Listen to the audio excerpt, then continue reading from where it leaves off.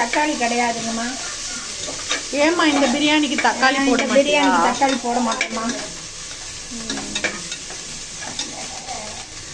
ஏம்மா ஒரு பச்சை மிளகாய் மட்டும் போட்டிருக்க? காரம் சின்ன பேரனுக்கு 2 வயசு தாம்மா ஆகுது, அவனும் சாப்பிடுவான். அதனால 2 பேருமே காரம் கம்மி தாம்மா போட்டு கொடுக்குறது.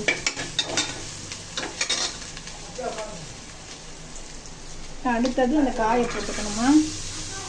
காய் என்னென்னம்மா எடுத்து வச்சிருக்க? காய் இன்னைக்கு வந்து பீன்ஸு, கேரட்டு, இது தாம்மா மீன் மேக்கர் தான். இது காளான்லாம் இதில் போடலாம், இது போடலாம், காலிஃப்ளவர் போடலாம், பச்சை பட்டாணி போட்டால் இன்னும் நல்லா இருக்குமா. இன்னைக்கு ஞாயிற்றுக்கிழமைக்கு அது கிடைக்கலம்மா, அதனால இந்த காய் மட்டும்தான் இன்னைக்கு போட்டு வெஜிடபிள் பிரியாணி பண்ணுறோம்.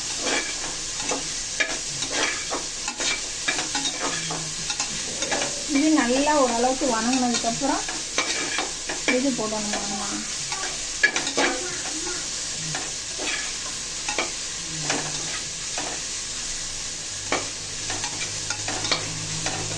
அடுத்தது என்னம்மா போட போற? அடுத்தது வந்து மீன் மேக்கர் போடணும்மா. மீல் மேக்கர்னு சொல்லுவாங்க, சில பேர் வந்து இதை சோயா பீன்ஸ்ன்னு சொல்றீங்க, எப்படி வேணாலும் சொல்லிக்கலாம். நான் வந்து இது மீன் மேக்கர், நாங்கள் இங்கே வந்து மீல் மேக்கர்னு தான் சொல்றது. இதை நல்லா வணக்கிட்டு நல்லெண்ணெய் தானே ஊற்றுறது, ஏன்னா நெய் சேர்த்துக்கிறது கிடையாது. இதில் வேணுங்கிறவங்க நெய் ஊற்றிக்கலாம். நெய் வாசனை எல்லாம் எங்கள் வினித்து குட்டிக்கு பிடிக்காது இந்த உறவுகளே. ஏன்னா சின்னவன் நெய் சாப்பிடுவான், பெருசுக்கு நெய் வாசனைனா சுத்தமே ஆகவே ஆகாது. அதனால நாங்களும் நெய்யெல்லாம் சேர்த்துக்கிறது எல்லாருமா இது வீட்டு மசாலா தூள் தான், நமக்கு வேண்டிய அளவுக்கு உரப்பு போட்டுக்கலாமா.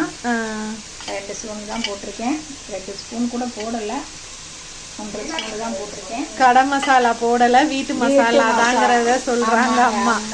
பிரியாணிக்கெல்லாம் நாங்களே அரைச்சி கொஞ்சம் வச்சுக்கிறதுங்க ஃப்ரெண்ட்ஸ். ஏன்னா வீட்டில் குழந்தைங்க இருக்காங்க, அதனால காரம் இல்லாமல் நாங்களாம் இதை வந்து ரெடி பண்ணிக்கிறது. இன்னொரு லாங் வீடியோ போடுறப்ப உங்களுக்கு வந்து நான் சொல்கிறேன் இது விவரமாக. எல்லாத்துக்குமே மசாலா பொடி அம்மா தான் ரெடி பண்ணிடுவாங்க மோஸ்ட்லி. வேண்டிய அளவுக்கு நமக்கு உப்பு போட்டுக்கலாமா. எப்பயும் நம்ம வீட்டில் உப்பு காரம் கம்மி தான் ஃப்ரெண்ட்ஸ்.